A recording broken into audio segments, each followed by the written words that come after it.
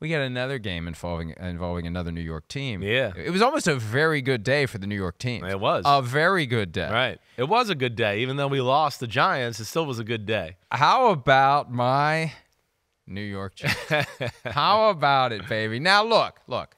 I picked 5 upsets this week and got 2 of them. Yeah. I'll take it. Yeah. I'll especially take Jets over the Eagles. The Eagles felt vulnerable.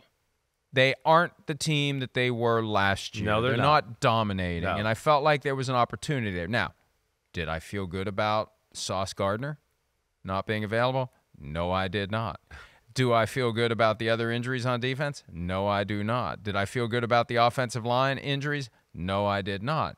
But once we got into it, once it got rolling, once they kept it close, I think that's the key. If you're going to pull an upset, I said it last night about the Giants against the Bills. What's the Giants' chance? Weather the storm and keep it close. Yeah, sure. You get a better team in a close game, and they start what's going on? What the hell's going on here start today? pressing. And you have your opportunity. That sets the stage for it. If it's 17-0, 24-3, forget about it. It's over. And it just builds and builds and builds, and the next thing you know, it's a blowout.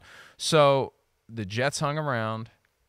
There was that weird touchdown early, and I don't think we ever got a good look at how they overturned the ruling on the field. 4th and goal from the 3-yard line. And Jalen Hurts tries to score. They call him down. And they said he fumbled into the end zone. Right. So he fumbled outside of the end zone. Right. Jets football because Jets you can't. football, the spot of the fumble, because on 4th down, you can't it's the recover. holy Your own roller team rule. can't recover in the end zone for a touchdown. And then they review it, and they turn it into a touchdown. And and the late games are always tough because it's storm of activity coming out of the 1:00 games, and what are we watching on these games? My writers are all texting, what the hell? Where's the replay that shows clear and obvious evidence? Nobody has seen that it Jalen yet. Hurts scored a touchdown. Yeah. Where is it? Right. And everything that they see at 345 Park Avenue and that the referee sees in the tablet on the sideline, they still create the impression the referee's got any say over this. The referee doesn't. The decision's made by somebody at 345 Park Avenue. We should see it too. Whatever's on TV is what they're seeing. The best clip that they're using makes it to TV. Where is the clear and obvious evidence? And I need to go back and watch that whole sequence. Yeah. But there was just something about that was odd. And I'm like, not that they were trying to help the Eagles. It just, I'd like to see where the clear and obvious evidence was that he put the ball across to overturn that did not look from any angle we saw. For them to go, wait, Jets ball, 1st down, you can't fumble the ball in the end zone and the same team recovered for a touchdown, Jets get the ball. And then to come back and go overturned, and then to the replays we saw nothing to go, oh, yeah, there's the shot that he's in, right? You thought, maybe he's on top of somebody. He's not on top of anybody. He's not. There's nobody he's on top of. All right, so that's where it was weird to me. You had 2 referees who came in who said he was short. They went to replays where you can't see any of the lower half of Jalen Hurts, and then they said, touchdown.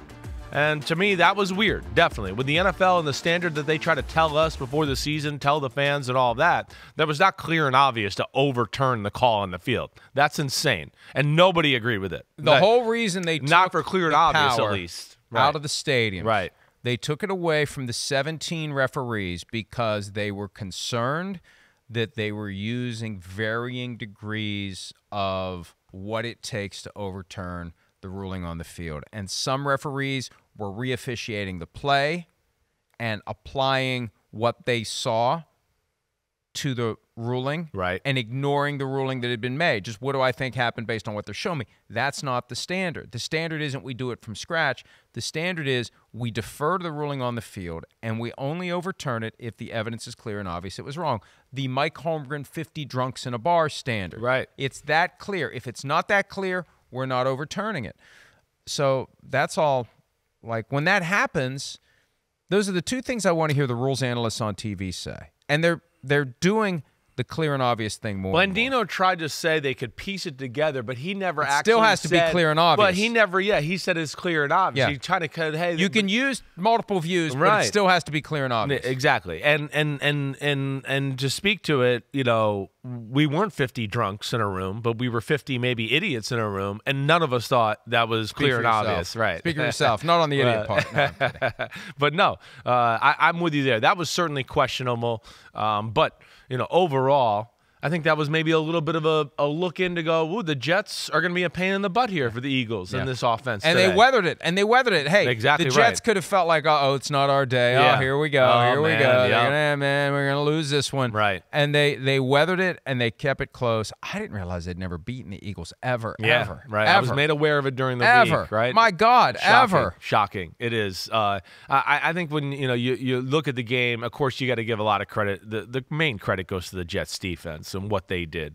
I mean, the Eagles, first off, could not run the ball. And we've talked about a lot, right, almost every week about the Eagles' offensive line, their ability to just wear you out with their physicality and their size up front. And the Jets are a team that's not real big up front, kind of fast, and we've seen them get gashed in the run game. But from what it looked like, I mean, of course they played great run defense. It looked like to me, Mike, they kind of played the game of, we're going to scare you with numbers by the line of scrimmage. If you got 6 blockers, we're going to have 7 defenders, right? And within that, the Eagles are a team when the numbers aren't right. Hey, let's check to the pass. They're playing a run defense. Let's get to that pass play I talked about in the huddle. Check, whatever. But within that, the Jets were dropping out and playing zones too. And I think they got the Eagles confused a little bit. Their speed was an issue, certainly, and their defensive line and their ability to just shoot gaps and fly around with the linebackers and safeties really gave the Eagles no room to run throughout the day. And they did about as good a job as we've seen anybody do against this Eagles offense. The injury to Lane Johnson, I think, was huge. Oh, no doubt. Right tackle all game long, left started early. to get beat after that, right? Yep. Right. And it just was enough. Like with the Eagles, they've been close to losing all year. Yeah. And it wasn't going to take much to throw it off kilter just enough. Yeah. And I think the Jets sensed that they were vulnerable. Even without Aaron Rodgers, without DJ Reed, without Sauce Gardner, without Elijah Vera-Tucker, with so many other issues, they believed they could pull it together and play elite-level defense and get it done. And it prompted Robert Saleh, the head coach of the Jets, to make a pretty big boast, but to the victor go the spoils, along with the opportunity to all gas, rewrite no brakes, history baby. if you choose to do so. Here's Saleh on the quarterbacks they faced so far this season from after yesterday's win. Thought defense, per the usual, outstanding. Through these first 6 weeks, we've played a gauntlet of quarterbacks, and I know we haven't gotten all wins, but we've embarrassed all of them. See, look, again, when you win, Jason Garrett said this last night, the victors get to write the history. But they did not embarrass Dak Prescott. No, definitely not him. They did not necessarily embarrass Patrick Mahomes, although Patrick Mahomes was embarrassed For Patrick by his Mahomes, performance. it was For him, embarrassing, yes, yes. they did. Right. They did. Zach Wilson outperformed Mahomes on that night. Yeah, right. that was the night that things turned for the New York Jets 2 weeks ago, last night. And they've taken it and they've built on it. They beat Russell Wilson and the Broncos, and now they've beaten Jalen Hurts. And relative to Hurts' standard, they did embarrass. I mean, Hurts took the league by storm last year. Yeah. There's no denying that. And this year, it's not what it was last year. No, definitely And they're not. still 5-1. And hey, you made this point repeatedly. They had an easy early season schedule. The table was set for them to go basically 8-0. They've got some tough games still to come. They've got the Cowboys twice. They've got the 49ers.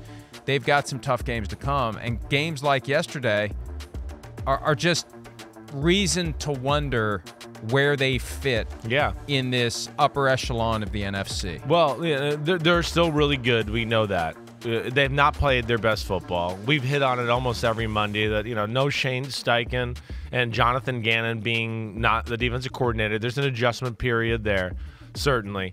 They don't seem as creative on the offensive side of the ball. To your point, Jalen Hurts and quarterback rating, which I'm not huge into here, but we're seeing like this here as you're watching the show, mistakes like that and interceptions in every game so far from Jalen Hurts where you go, we didn't see that at all last year. He's thrown 7 touchdowns and 7 interceptions in the season. He's the 20th rated quarterback in football. So I think that talks to something about the efficiency and what they're doing as well, right? So all of that plays together. And then in this game, you know, a defense in the Jets that flies around, all gas, no brakes. We're a bunch of psychos, which is what we talked about with the 49ers. Saleh came from the 49ers. That's what they do. And I think their speed and violence and ferociousness, caused a few of those. Whether it was, you know, a Jermaine Johnson just hustling on the Dallas Goedert screen play. That's a perfect play on the first drive or second drive of the game, maybe somewhere early on in the football game, and it pops in the air. It becomes an interception for Jalen Hurts. It stinks as a quarterback because it really wasn't his fault. Shouldn't have got that. You know, we had Jermaine Johnson bust around the edge and beat the backup right tackle to hit Jalen Hurts as he was throwing. Ball pops in the air, right? Interception. And another moment where you go, Eagles are driving. They're about to control the football game. There was about 3 or 4 times in the game yesterday where I was like, here it is. Yep. They're finally going to put away. And you kept looking at me going, damn it, they're barely hanging on. Yeah. And you kept looking at me like, they're barely hanging on. I don't know if it's going to last. And you were worried, right? So you have that. Then before the half, it's 14-6, right? And you're going, here they go down. They're gonna go down. They're gonna make it 17-6 at half, at least, maybe 21-6. And the Jets are gonna be stuck in, wow, we got to drop back to pass every play now. And now we're gonna be in trouble in the second half. Well, what happens? DeAndre Swift, C.J. Mosley punches it out of his hands, fumbles. The Jets get an ugly field goal drive out of it, and they go in positive. Whoa, it's 14-9. And I think that kind of feeds into what you're saying too. Like, hey, we're good and you're ready to be had, like you said. They're giving us an opportunity to take it. Let's go take it. Exactly right. I think that was the moment where they probably said, okay, we're in this for real, and they didn't put us away. They could have, and we're going to, come out in the second half, and they played really good football. I've never been a big fan of all gas, no brakes, because the brakes are there for a reason. Right. But that mantra came up late in the game. Let's break this down because we were fascinated by this wrinkle. After Tony Adams intercepts Jalen Hurts with the play started with 2 minutes left in the game. And the Jets ended up with the ball on the Eagles' 8 with 1:50 to play. And the Eagles had 2 timeouts. Yeah. The Eagles went into the Mike Holmgren at the end of Super Bowl 32, right? Where 32. Let the Packers score or let the Broncos score and kind of give Brett Favre the ball, bit. Right? Yeah. And it was same as the Super Bowl 46 when Ahmad Bradshaw was trying not to score and fell into the end zone. Yeah. Remember that? Right. They let him score. Eagles let Breece Hall score, and the question was, wait a minute, should the Jets have deliberately not scored? Should Breece Hall have gone down at the 1? Did all gas, no brakes bite you in the tuchus on Sunday? And so we were talking this through. Look, I can't fault the Jets here. Here's the 2-point conversion to make it 20-14. And the Eagles get the ball back with 1:46 to play, 2 timeouts, and 7 points wins the game. Yeah. 7 points wins the game. So that's why the Eagles did it. Get the ball back, and we can still win the game with a touchdown. Whereas if the Jets work the clock down and kick a field goal, we may not have as much time left. But let's look at what would have happened. Yeah, break it down because we kind of did this, you and me together last night. 1:50 left. Right. When the Jets get the ball on the Philadelphia 8. Yeah. So they run a play. Let's say it takes 5 seconds to run a play. It probably doesn't take 5. Yeah. Let's give it 5. Timeout. Timeout, so 1:45. Right. Okay, so second and goal from the 6. Yes. And Jets go again. Run it, gain 2 yards, 5 more seconds, timeout. Minute 1:40 to play. Right. Okay, third down now, third and goal. Right. Jets run it again, put it in the middle of the field, set up the field goal. Right. Clock starts at the snap, 1:40. Let's take it to a minute. Let's say if they're smart, they call a timeout as the time's going to 0. Let's say there's 55. Right. Let's say there's 55. Yes. Okay. Yeah. They kick the field goal. There's 50 left. Yeah. Well, okay. The Eagles got 50 seconds. They're getting the ball on the kickoff. And they got one of the best field goal kickers. They got the best field goal kicker in football, maybe. Right. And a field goal wins. No. When you're playing the way you're playing defense yesterday, you defend the end zone, not that green stripe they put on the field when they're trying to tell everybody who's watching at home what the magic number is to get to for the game-winning field goal. I support what they did 100%. 100. I'm with you all the way. That's a moment. You got a chance to go up in a point where you have a great defense, and you're going to go, wait, this team who hasn't scored easily on us today, we're going to make them go down and score a touchdown on the Jets defense. I think that was totally the right play there. I believe in what they did so much. I don't think the Eagles should have let them score. I don't think they should have let them score. Yeah. I think they should have said, we'd rather get the ball back with 50 seconds, no timeouts, and all we need is a field goal. Because you think about it. You get a kick return after let's say you get lucky and you pop it to the 30. Sure. How much do you really need to gain? Listen, I was surprised they let them score like that with a minute 50 and 2 timeouts. I did not think that was going to happen to me, for the reasons you said. One, it's the Jets, and who knows what they might do on the offense. They're not exactly a high-functioning machine yet. Got to make the field goal. Right. Fumbles, Zach Wilson, we saw him throw an interception at the end of the game last week to give the Broncos a chance, so you don't know what could happen. Force him to call plays, force him to execute plays, force him to do snap, spot, hold, kick. Exactly. You got a good defense, who knows, but I'm with you in the fact that I would have liked my chances with lesser time to just go get the field goal and no timeouts than my chances of going, wait, we're going to march down the field against one of the more talented defenses in football, which we haven't done really smoothly all day long. I mean, our first touchdown drive was 19 plays for 91 yards, right? That, to me, yes, was totally the right decision. And I know some people questioned it at first, but I think Robert Saleh and company certainly got it right. I think people question it because Nick Sirianni is a Super Bowl coach, and he clearly and without hesitation, that's the strategy. Right. So we just assume that's the right strategy. So we assume embracing what they're giving you is the wrong strategy. And I think now that we've talked it through and thought it through and had the chance to sleep on it, I wouldn't have given them the touchdown. I think they're that confident and cocky in Philly right now. They're just like, just give us the ball. We're going to go down and score. You know what? Which is a good thing. I'm not trying to judge there. If that's what you're going to do, they should have just let Tony Adams score. Now, that takes high-level presence of mind for your offense to know after an interception, let's go ahead and let this guy score. But I know there's one guy on the field that would have figured that out. If that's the team's attitude and that's the mindset, Jalen Hurts would have been the one to be shouting, let this guy score, because we're going to get the ball back down 6 at the worst, and we're going to go down and score. But maybe even he knew. Against the Jets yesterday, with the game on the line, defending the end zone. I would not have let them just go score a touchdown if I was the Eagles. I definitely would not have. I would have liked to see them, whatever they wanted to do, hand the ball off, kneel, whatever. Okay, certainly. But we know that the Eagles in those situations have been phenomenal.